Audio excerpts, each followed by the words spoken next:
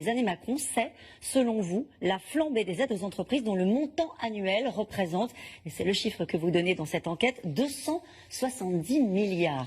Alors, vous dites tout simplement que les actionnaires, que les multinationales ont fait un hold-up organisé sans contrôle au détriment des contribuables.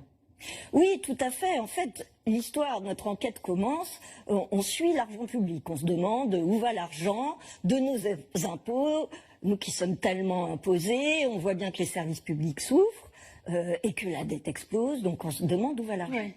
Et en fouillant dans les livres, les rapports, tout ce qu'on trouve qui documente ça, on se rend compte qu'il y a une ligne qui n'est jamais renseignée en tant que telle, c'est celle des aides aux entreprises. Et le chiffre de 270 milliards d'euros que vous citez, on l'a reconstitué comme un puzzle en allant chercher dans les différents documents, les liasses du budget, mais aussi des rapports faits par des universités indépendantes, des organismes. Il y avait eu un rapport du Sénat qui avait dit 211 milliards. Vous êtes au-delà. Absolument. La différence entre nous et le Sénat, ça tient à des détails techniques. Par exemple, le Sénat, il ne prend pas les exemptions fiscales. Vous savez, il y a eu des tas de développements de primes qui ne sont pas soumis à cotisation patronale, ça ils ne le prennent pas. Et puis les subventions, c'est un tel maquis, une jungle, avec 2200 dispositifs, qu'il est très difficile de tomber sur un chiffre commun. Pourquoi vous dites sans contrôle? Si on cherche, on sait où va l'argent. Alors en fait, ce qu'on dit, c'est qu'il y a des critères pour toucher les aides.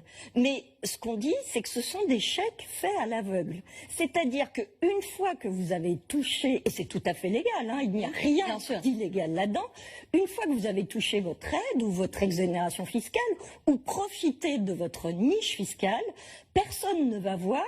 D'abord, il n'y a pas de conditionnalité. Si vous délocalisez, on a des exemples, on pourra en parler.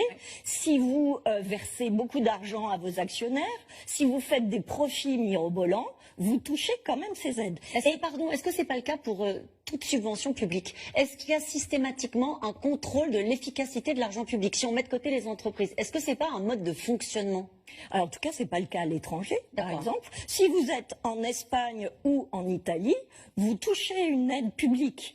Vous licenciez, vous remboursez. D'accord. Donc ça, mettre des critères, une conditionnalité, c'est tout à fait possible. Et je dirais que le gouvernement, ce gouvernement, est tout à fait capable de le faire quand il veut. Par exemple, dans France 2030, qui est un des dispositifs, l'État avait dit on prend une petite partie pour décarboner les 50 sites les plus polluants.